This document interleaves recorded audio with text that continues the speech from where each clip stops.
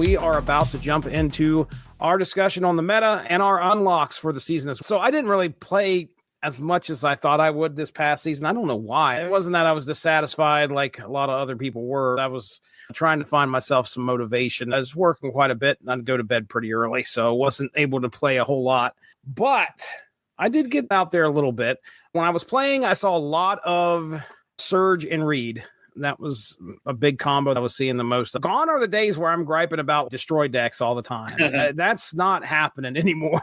It's a matter of the hot combo and if there's a good archetype that a lot of people are using. When Invisible Woman First Steps came out, we've already talked a good bit about her, but she was one of the cards I've seen quite a bit since I started using her. I don't know if that's the algorithm saying, hey, you got this card, let's put you up against other people with this card. That's supposedly not something that they do, but it's kind of what you see a lot of anyway. As far as Grand Arena goes, how did it feel? Because I haven't played other than maybe 4 or 5 matches. What's your thoughts? Is it grindy like other events were? There's a little bit of a grind. I did not realize I was close to getting enough for Mole Man today. I hadn't cashed in, and then suddenly it was like, oh, hey, you finished. I went to the maximum of the ladder. There's a grind to it, but the fact that you have different things you can choose from makes it interesting because it's a variation of the card that you can't use anywhere else, and you always get that card and its skill in your hand. Mm-hmm. I find that interesting, and the fact that they have pre-built decks, and like I said, I was using cards I don't even have in it. That was neat, but you can also make your own.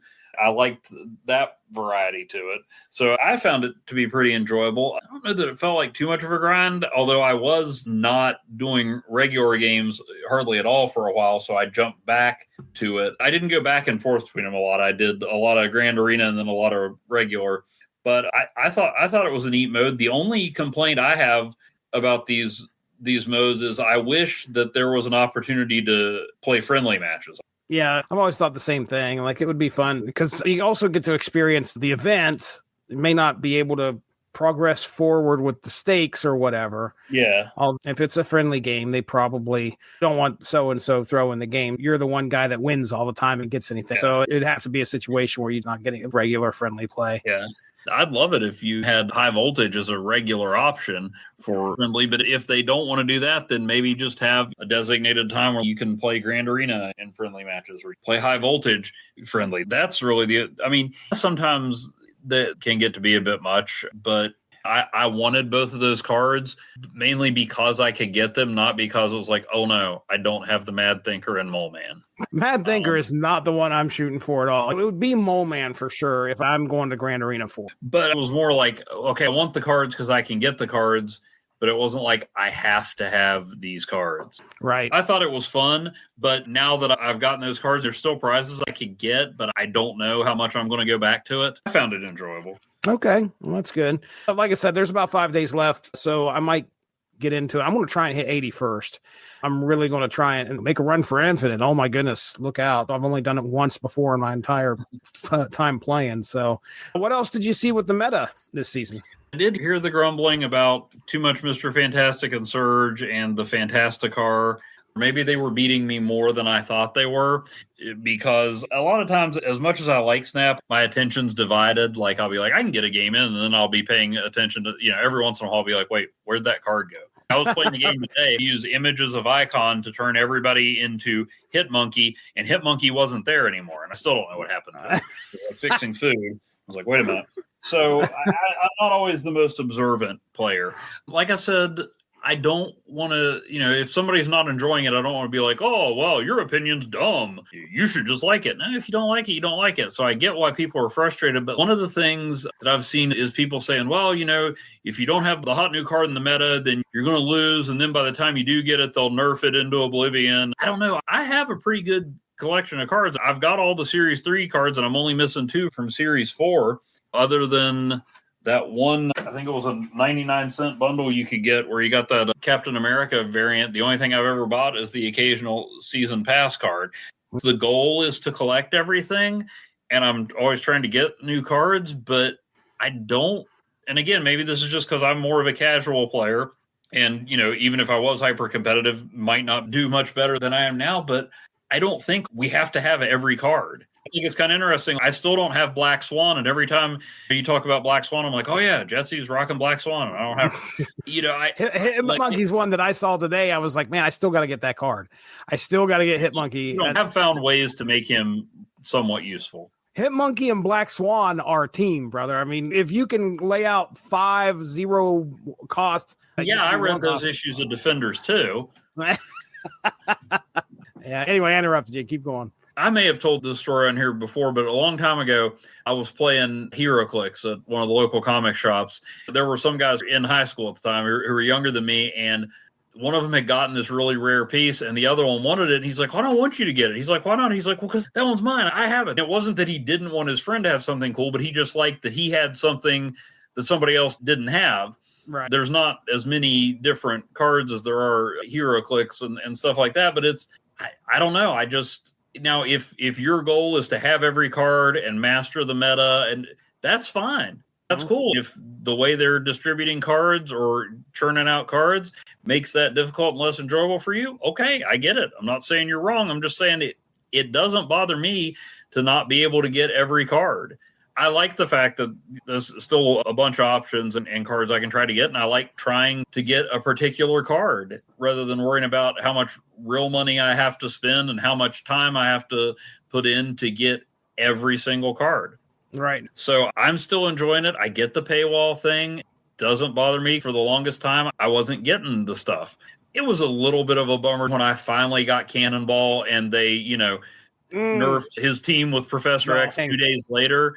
But I still play Cannonball. I still use it. So I understand that, but I don't know. It doesn't bother me much to miss out on something that they decided wasn't good for the competitive balance of the game. Not that they don't sometimes get it wrong, but I don't know. Like I said, I don't want to tell anybody else like, hey, your opinion on this is stupid. We just might be thinking about it different ways. I'm fine with how I'm getting cards. I like the fact that there's a lot of cards I can choose from when I try to get something new. And the fact that if there's one card I really want, I can get it. Yeah.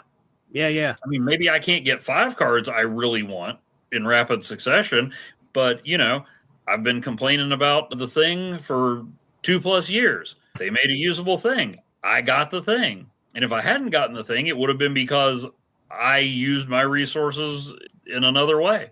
I'd like to have the torch, but I decided he ranked below the thing in the Invisible Woman. I've never been much of a Johnny Storm fan, and I like Herbie. The fact that Herbie's in the game amuses me to no end.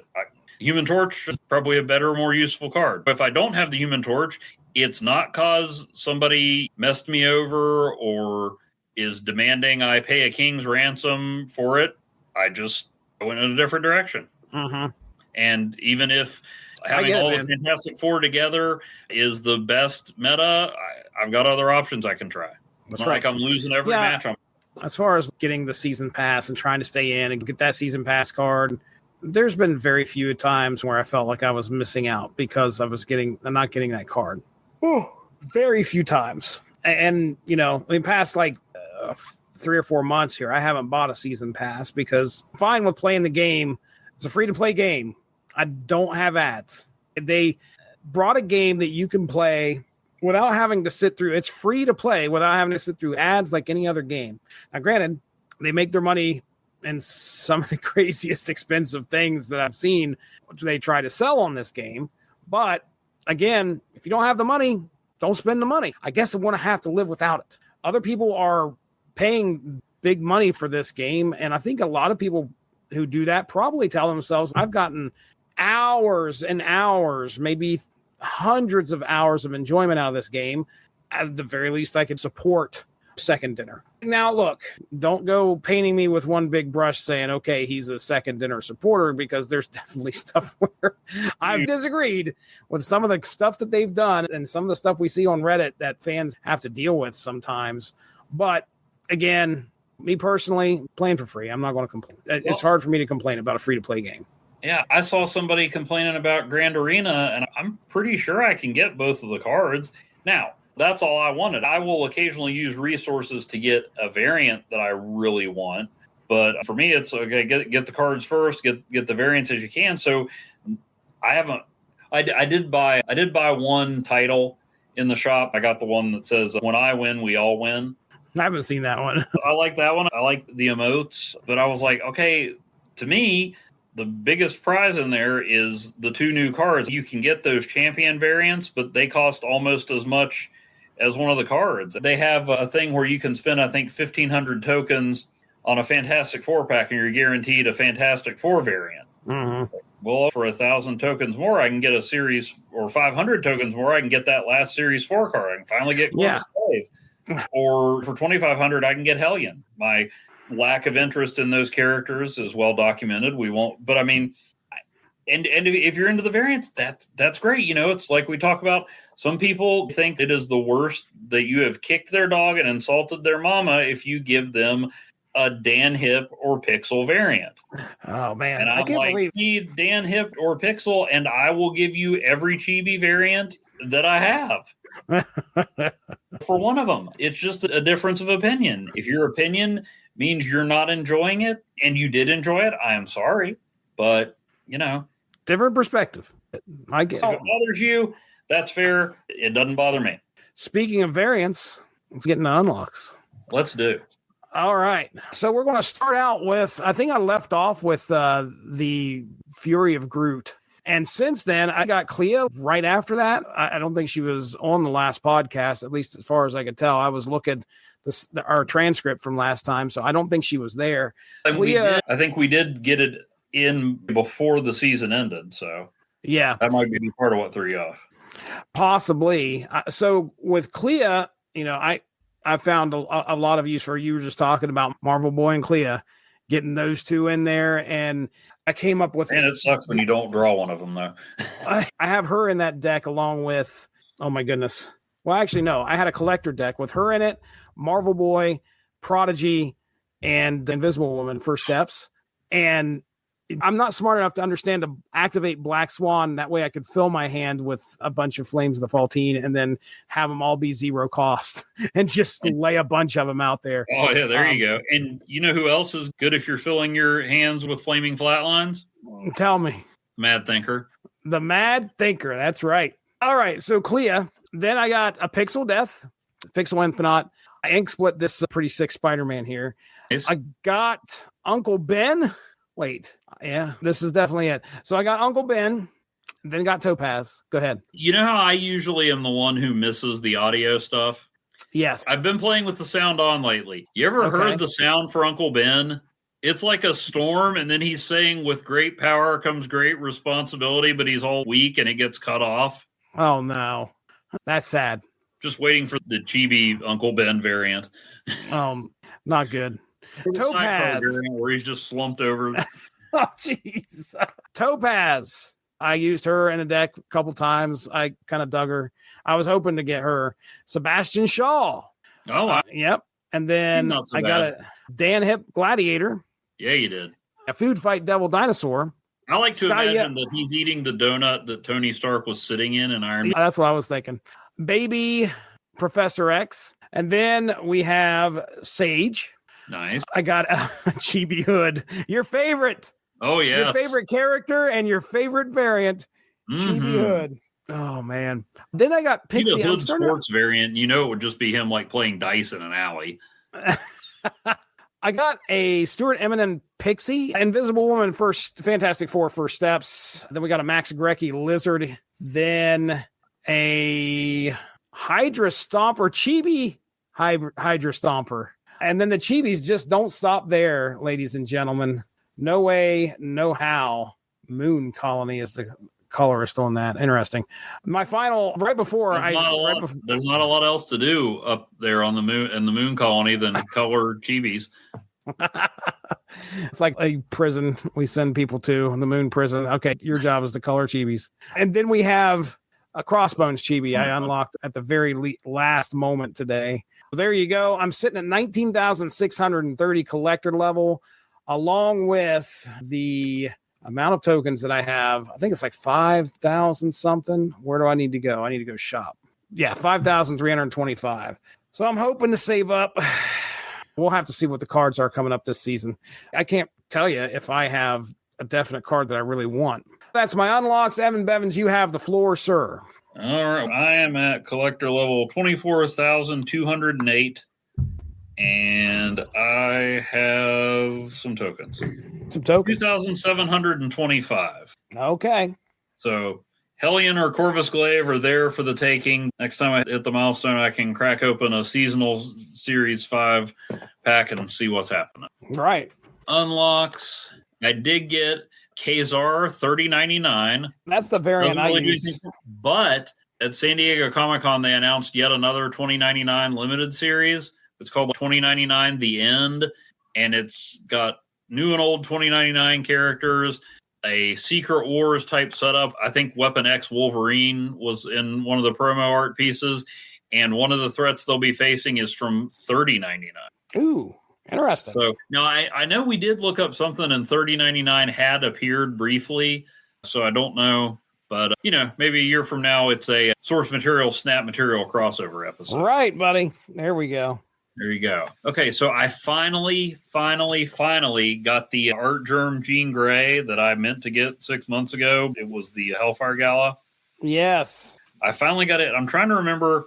I thought I wrote this down. I sent it to you and my friend Luke about how I had to get a certain amount of gold before it rotated out of the shop. Oh, yeah. So it was so exciting, I can't remember it. Left a lasting impression on you.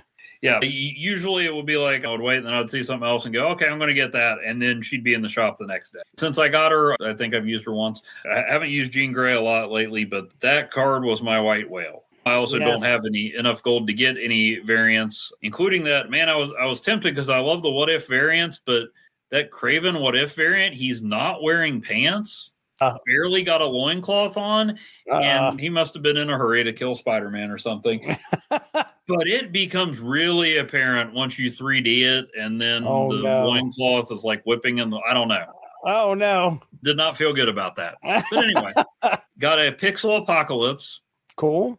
And then the last one I got for the last episode was the Disco variant of Forge, which is drawn by Phil Noto and is just an awesome looking card, even when you don't throw in any comedic effect from it being a disco variant. Oh. But I have a lot of Forge splits, so I took that one infinite and I got a gold split disco Forge. Nice. Then I got the Marauders variant of Bishop, which on the plus side looks cool. On the downside, it reminds me of the Marauders series. Just not for me. I'm sure there's somebody out there who loved it, and that's okay.